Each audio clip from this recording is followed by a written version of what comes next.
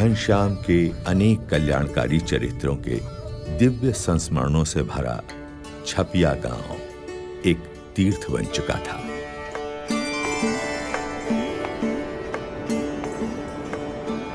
और आज अपने पावन स्पर्श से सरयू नदी को भी तीर्थत्व प्रदान करते हुए घनश्याम आ पहुंचे भगवान श्री राम की जन्मभूमि में।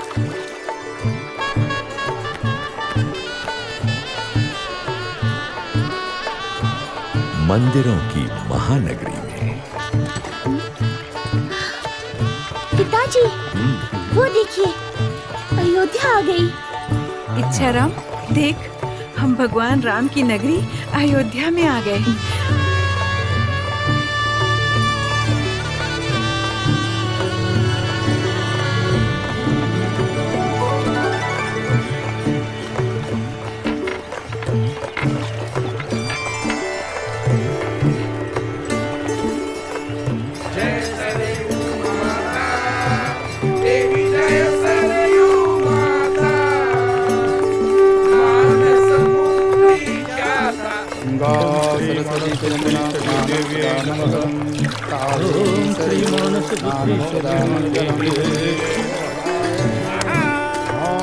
वरुण देवताय, ओम श्री अग्नि देवताय,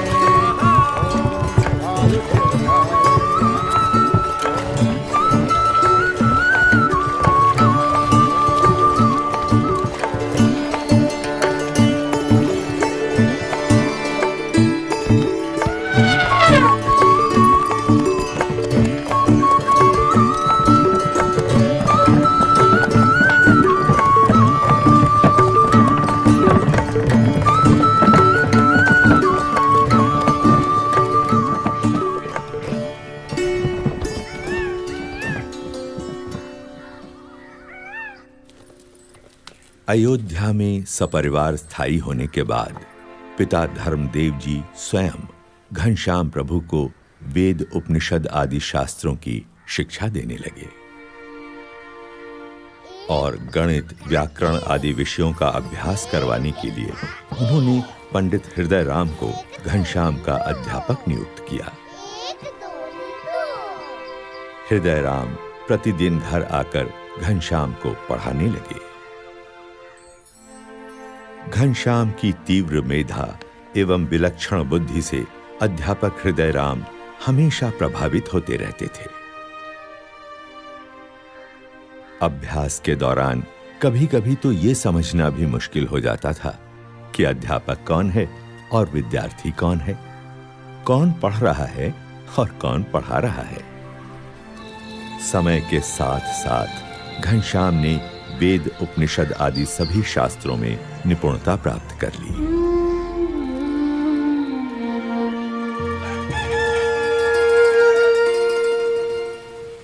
विद्या अध्ययन से पहले घनश्याम अपने नित्य कर्म का निष्ठापूर्वक पालन करते थे। ब्रह्मचर्य आश्रम का जैसे वे मूर्तिमान स्वरूप थे। ओम श्री हनुमते नमः।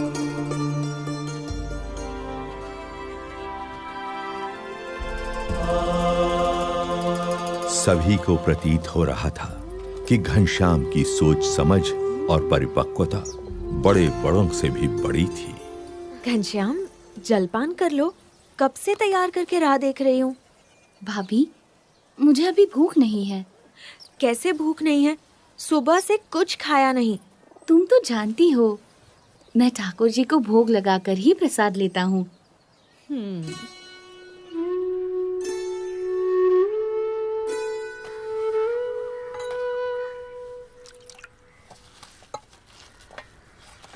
ये लो।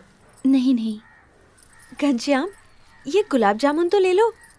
नहीं भाभी, ब्रह्मचारी अल्पाहारी होता है। हाँ?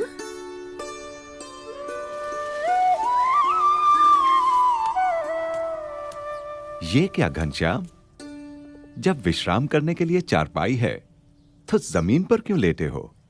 पिताजी, ब्रह्मचर्य आश्रम त्याग का आश्रम है। इस आश्रम में शरीर संयमित रखना चाहिए। ये भी तप है। इतनी बाल्यावस्था में इतने उच्च विचार। कितना असाधारण है यह बालक।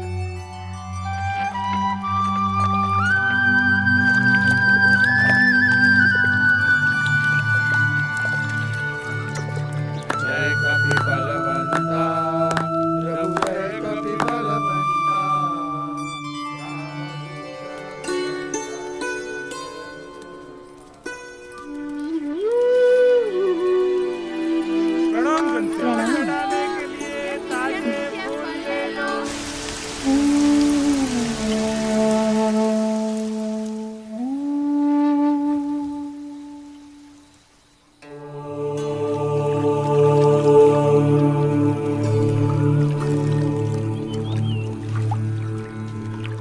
हर एक सूर्योदय के साथ घनश्याम का कोई नया ही चरित्र अयोध्या की धरती पर साकार होता था।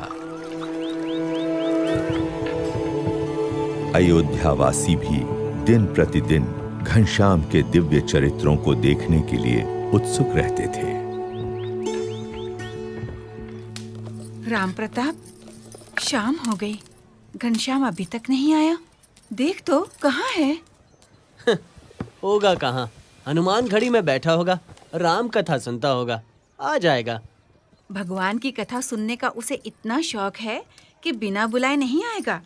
बोलना माँ ने मिठाई देने के लिए बुलाया है। हाँ। मजे घनश्याम करता है और ढूंढना मुझे पड़ता है।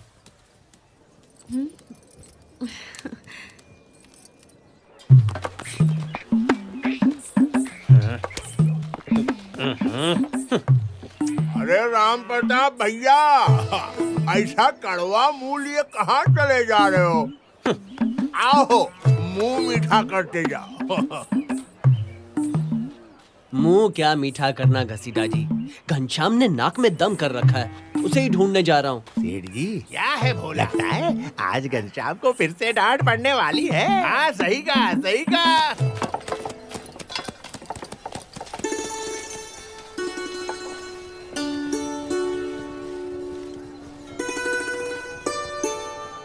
उन्होंने कहा, हे जानकी मैया, मैं श्री राम जी का दूत हूँ। तो हनुमान जी ने अशोक वाटिका में जब सीता माता जी को राम जी का संदेश दे दिया, तब उनकी नजर पेड़ों पर गई जहाँ मीठे मीठे फल लगे थे। हनुमान जी के मुंह में पानी भर आया। वे सीता माता से बोले, माते, अगर आपकी अनुमति हो तो क्या मैं पेड़ों पर से ये मीठे फल ग्रहण कर सकता हूँ? घनश्याम, घर चलो, माँ ने बुलाया है। दाऊ, तुम दूसरे मंदिरों में दर्शन करके आओ, तब तक ये कथा पूरी हो जाएगी, तब चलूंगा। लेकिन माँ ने तुरंत आने को कहा है। मेरे प्यारे भैया, बस ये कथा पूरी सुन लेने दो। पक्का? हाँ पक्का। फल खाते खाते पेड़ों को तोड़ने भी लगे।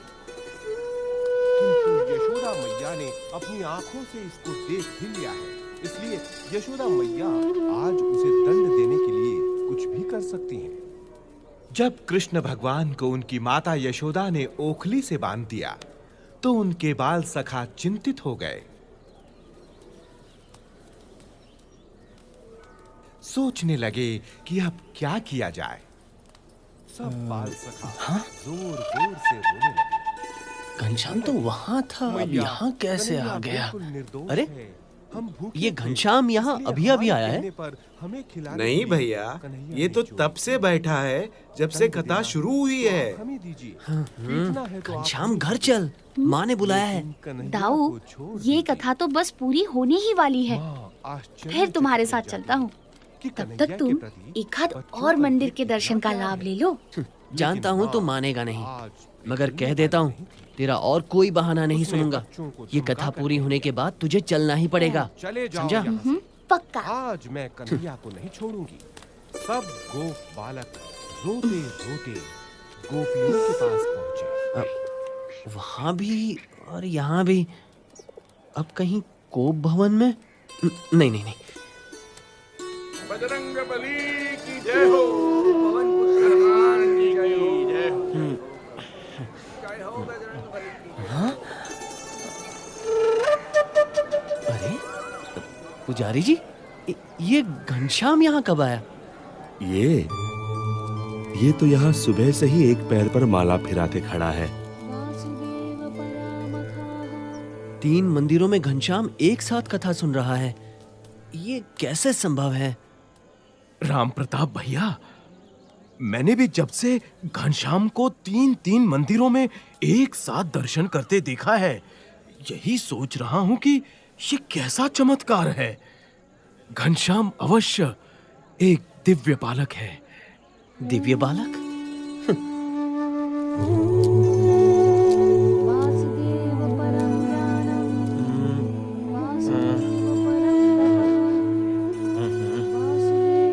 ये कैसे हो सकता है?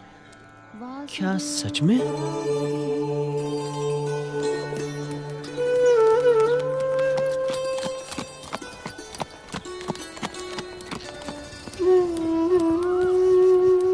बोलो राम भक्त हनुमान की जय, बजरंग बली की जय। तुम आ गए दाऊ? दर्शन कैसा रहा? पहले ये बताओ, ये सब कैसे हुआ? क्या कैसे हुआ दाऊ?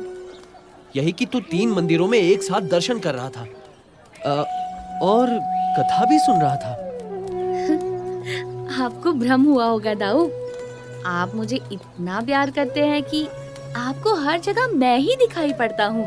लेकिन मैंने ही नहीं, दूसरे लोगों ने भी देखा था। घनश्याम, सच सच बता, ये सब कैसे हुआ? जब जगह जगह पर मूरत में परमात्मा दिख सकते हैं, तो मैं एक साथ 3 जगहों पर क्यों नहीं दिख सकता? जहाँ प्रेम है, वहाँ परमात्मा है। हा? क्या? ठीक है ठीक है, अब घर चल, माँ ने बुलाया है। आया बड़ा। किस लिए? कोई जरूरी काम है? हाँ, मिठाई देने के लिए। चल। मिठाई?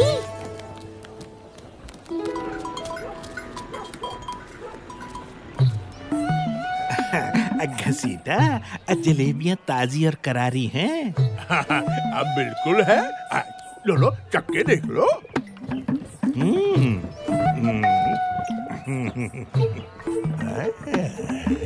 भाई लग तो रही है, तो फिर एक सिर ताल दे।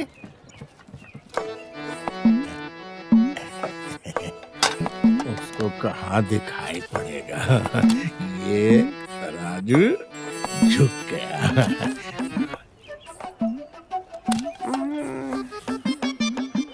2 पैसा हम कमा लेंगे तो किसी का क्या जाएगा।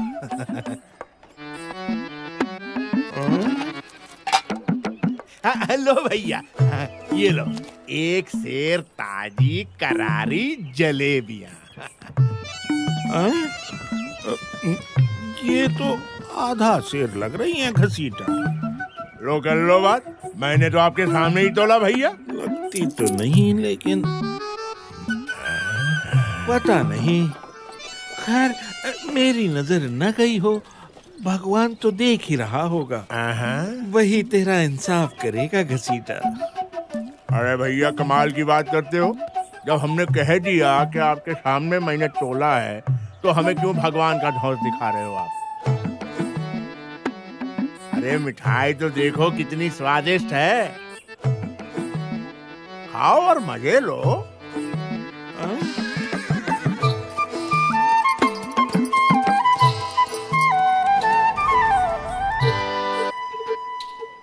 बड़े आए धौस दिखाने वाले। आधा सेर, एक सेर, कुछ पता तो है नहीं। देखा बोला कैसे ग्राहक को निपटाया। अब मक्खी कौन उड़ाएगा?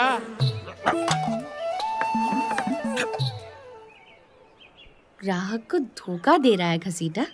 भगवान देख रहा है कि तेरा लोभ बहुत बढ़ गया है।